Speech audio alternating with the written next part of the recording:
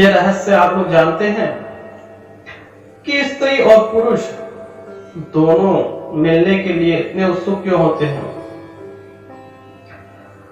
आप लोग यह जानकर बड़ी खुशी होगी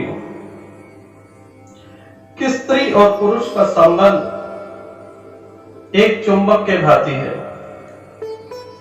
जिस प्रकार से अगर चुंबक को तोड़ दिया जाए तो वह मिलने के इच्छुक होते हैं, उसी प्रकार से नारी और पुरुष एक होना चाहते हैं।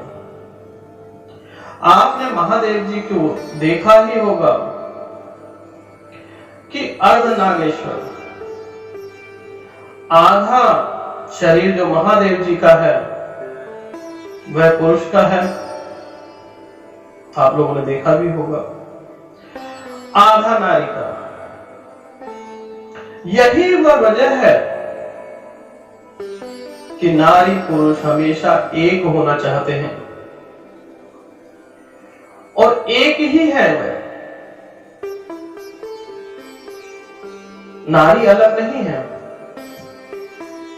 लेकिन नारी को कमजोर दर्शाया जाता है। नारी अगर संसार में ना हो तो मनुष्य का जीवन असंभव है। नारी इस जीवन में जीवनदायिनी, आपके मेरे आपके उत्पत्ति का कारण ही नारी है। ये रहस्य आप लोग जानते भी होंगे। नारी को हमारे समाज में कमजोर दर्शाया जाता है। जब उसी पुरुष से नारी निकली है तो नारी कमजोर कैसे हो सकती है? और उसी स्त्री में से पुरुष निकलता है, उसी से जन्म लेता है और कहता है कि स्त्री कमजोर है। स्त्री कमजोर ना थी, ना है, ना होगी। आने वाले टाइम में स्त्री का ही राज होगा। तो समझदार व्यक्ति स्त्री को सम्मान करें। स्त्री सम्मान के आपका जीवन भी बेहतर होगा। यहां पर कुछ भाई बैठे हुए हैं। अगर वह अपने घर को स्वर्ग बनाना चाहते हैं तो भाइयों, स्त्री का सम्मान करें। स्त्री नारी शक्ति है। नारी शक्ति कब दुर्गा बन जाए यह नहीं पता। माता लक्ष्मी भी है, जितनी भी है वह देवी है। लेकिन आजकल के चित्रकार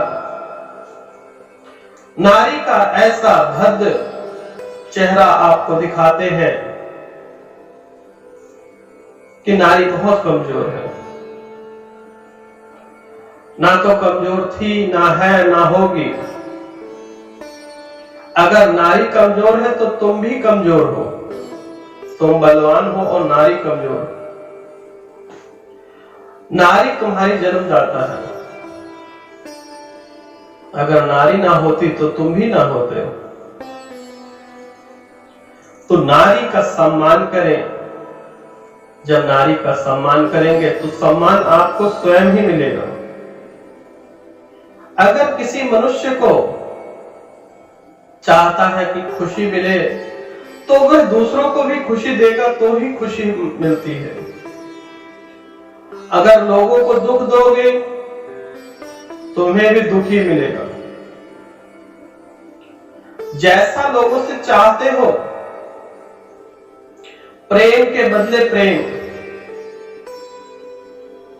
इतना खतरनाक जानवर शेर, आप लोग जानते ही होंगे कि नरभक्षी होते हैं। फिर भी अगर उनसे प्रेम करोगे, बचपन से उन्हें पालोगे तो वह आपका ख्याल रखते हैं, आपको कष्ट नहीं आने देते। फिर भी वह मनुष्य ही है जो ईर्ष्या जलन के कारण संपूर्ण जीवन अपना व्यर्थ कर देता है। इसी चक्कर में कि शायद कुछ बेहतर मिले, आपका विवाह हुआ है, खुश रहना सीखिए। जो भी आपके पास है, छोटे से मकान में है, खुशी खुशी समझिए कि वो एक महल है। जीवन व्यापन करेंगे, जो खुशी से मिलेगा उसकी अनुभूति आप नहीं कर सकते। अगर भोजन मैं करूंगा तो वह मेरे पेट में जाएगा। उसी प्रकार से सुख हर एक वस्तु में है, दुख भी हर एक वस्तु में है, हर एक प्राणी में है। दुख को सुख में किस प्रकार से परिवर्तित करेंगे, यह आपके ऊपर है। आपका विवाह होता है तो आप उसमें कारण ढूंढते हैं। हो सकता था मेरी पत्नी और अच्छी मिल जाती, इसकी नाक लंबी है, इसका रंग गोरा नहीं है, इसका काला है, पैर लंबे हैं, ये लंबी है। अरे भाई, जो मिला है, जैसा मिला है उसका भोग करो। ज्यादा के चक्कर में जो आपके पास है वह भी चला जाता है। खुशी से खुशी मिलती है, दुख से दुख। जो जैसा दोगे वैसा ही लौट के आता है। अगर किसी को इज्जत दोगे तो इज्जत मिलेगी। हाँ, अगर किसी को पैसा दोगे तो पैसा नहीं मिलेगा, यह सत्य है। तो इज्जत अगर चाहते तो इज्जत देनी पड़ेगी, चाहे नारी हो या पुरुष हो। नारी का कोई भेद नहीं है। नारी ही इस संसार की जन्मदाता है, और नारी से कब वह दुर्गा बन जाए इसका भी कोई भरोसा नहीं है।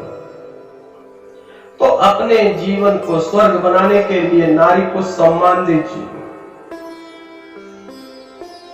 जहां नारी खुश होगी वहीं पे लक्ष्मी का वास होता है। नारी का सम्मान करें और देखें कि आपके जीवन में किस प्रकार से खुशियां आती हैं। तत्पर नारी और पुरुष मिलने के लिए क्यों उत्सुक रहते हैं? क्योंकि यह कोई अलग नहीं, एक ही है। एक है, अनेक हो जाते हैं। एक नारी से पूरा खानदान बस जाता है, और एक नारी जब खराब करने पे आए तो पूरे वंश का नाश भी कर सकती है। तो अगर इज्जत दोगे, सम्मान दोगे, तो आपके कुल में वृद्धि होगी। अन्यथा वही नारी आपके वंश का नाश भी कर सकती है। जो जन्म दे सकती है वह मृत्यु के घाट भी उतार सकती है।